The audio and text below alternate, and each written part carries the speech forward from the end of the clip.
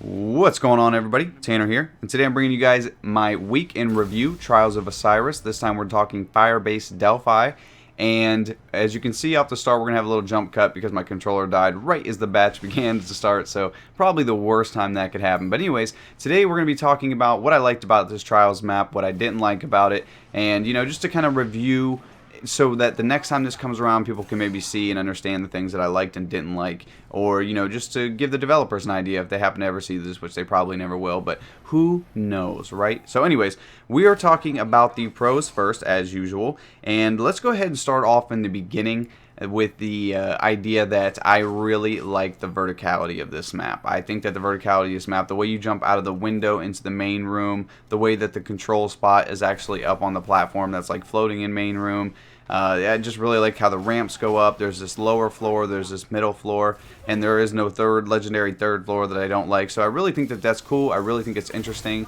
and to me, that makes this map setup like almost perfect when it comes to the layout and how fun the verticality can be. Next is the main room. Now, what I really like about the main room is I absolutely love how the control platform is floating up top. You have the two side ramps, the door underneath if they want to sneak, which that door underneath is really cool because what that allows you is that once people have control of that room, they're kind of have it on lockdown. They can see you coming from any direction. What that door underneath really excels at is that people sometimes, obviously if you know how to read the mini map, you can tell where people are. But some people don't understand. They just see a character coming from that direction and they know you're coming. A lot of times they think you're coming out of what we call the globe room. So if you're in the globe room, or some people call it glow room, whatever you want to call it, it's all close enough.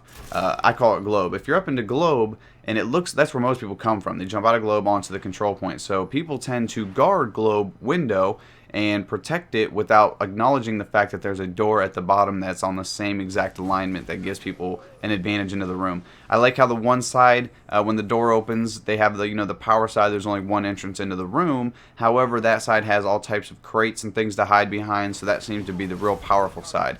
The other side has two entrances into the room. Go through the main door, and then there's that little left tunnel. And when it comes to that little left tunnel, yeah, that's nice to have two entrances into the room, but in reality, it's not really a huge power position. Now, it can be. If you know how to play that left tunnel, there's a line of sight right into the doorway, and if people walk through that little line of sight all the time, they creep up looking for people on a ramp.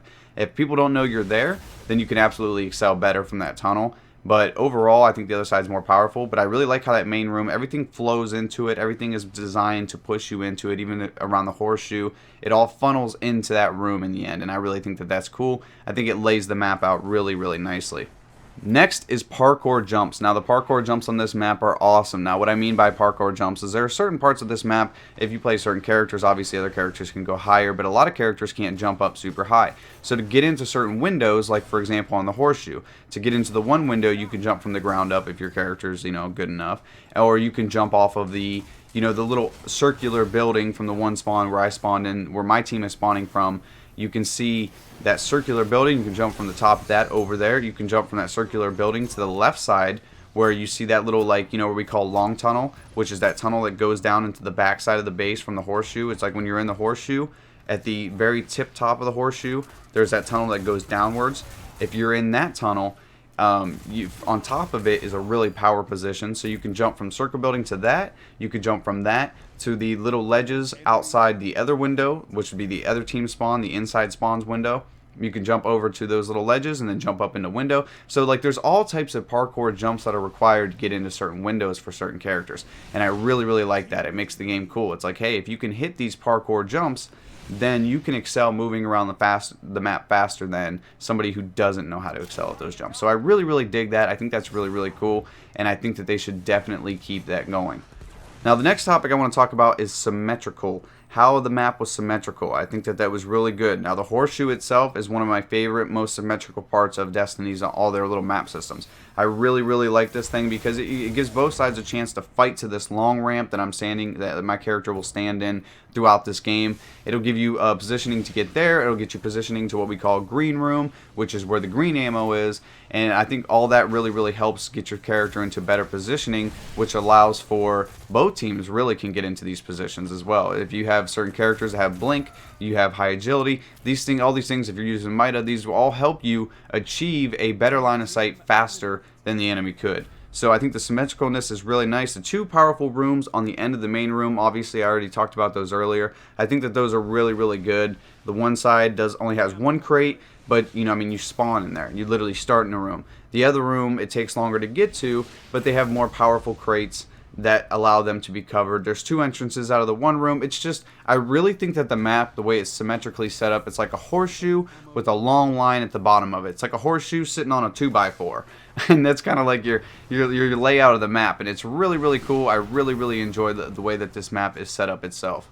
Now, the next thing I want to talk about is weapon variety. Now, I think that the weapon variety on this map is excellent. There's not really any weapons that really hold down the fort too much compared to other ones. Of course, there's like perfect sniper sight, like lines of sights, and of course there's perfect shotgun areas. There's perfect fusion rifle. Everything works on this map. Like I said, shotguns. There's plenty of hallways and short little areas. Globe room. The two small hallways, long tunnel, green room. The under tunnels, like the small tunnel that goes underneath mid, all of those things are all essential shotgunning areas. But of course, when you go up into the horseshoe and you go from a long ramp looking down into horseshoe, you're going to see lines of sight that are excellent for snipers. So there's, of course, both things will be affected.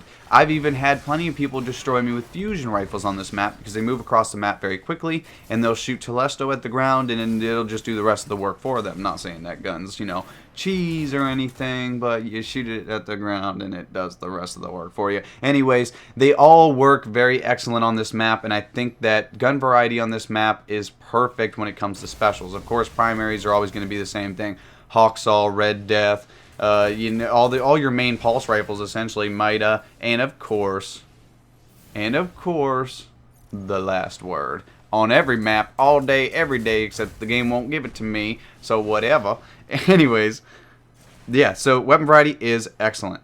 The next thing I want to talk about is class variety. Now, class variety was perfect on this map. Blade Dancers excelled in the hallways. Void Bomb also excelled in the hallways. Strikers also excelled in the hallways.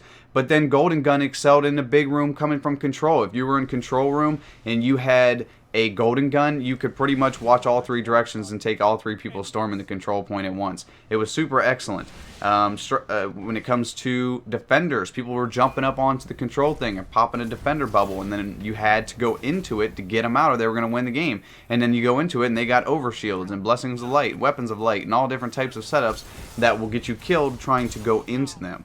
So everything on this map, Stormcaller and the hallways, everything was excelling perfectly. I didn't see anything that was far too weak.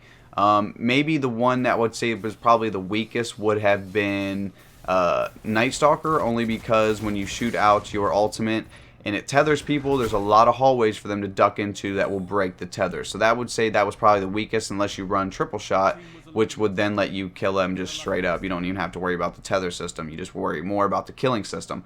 So I think all class variety on this map, all classes succeeded, all classes excelled in their certain ways. I think that this map plays perfectly for almost any class in the game. Everybody's going to have a job that they can do and they can excel at.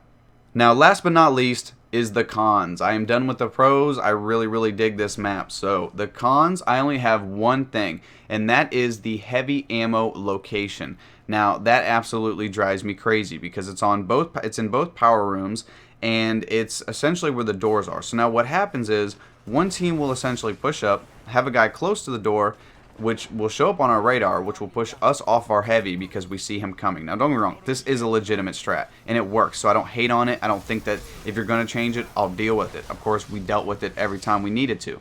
But it's just kind of cheesy because, he'll sit there, and then that kind of forces us to, hold off our heavy.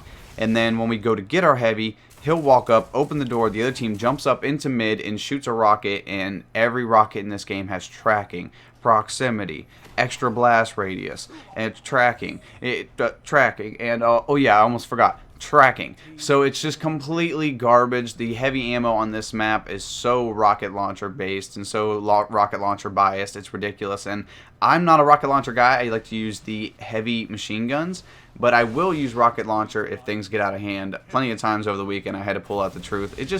It stinks to have to equip an exotic, and I know you can do weapon swapping before the round starts, but then you end up losing ammo, and then you have to swap back, and it's just silly that every map in this game is excelled and pushed towards rocket launcher people surviving, and I just don't dig that. I think it's kind of cheesy, and I feel like there should really be some, you know, some heavy ammo love. Let's give some heavy ammo some love, and let the other two classes, swords and heavy machine guns, excel at least a little bit, right? Like, give them a little bit, or, you know, maybe the big old fusion rifle, the sleeper or whatever it's called. I don't know. Just give everybody some love on these maps. But overall, I definitely love this map. I think it's awesome. I really think that we should play it again.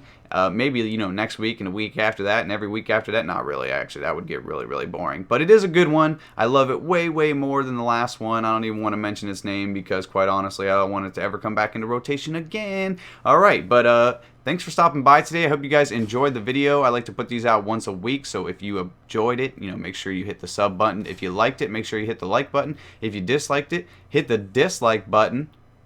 And have a good day. Have a good night. And peace.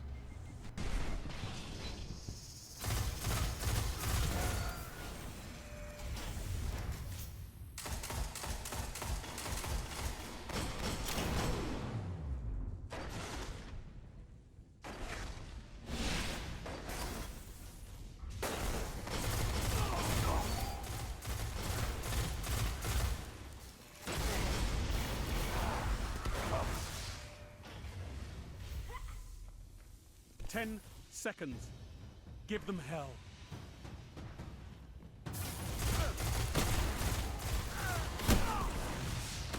Overtime. If you can't kill them, capture the zone. Enemy team eliminated. Weapons down, Guardians. This fight's over.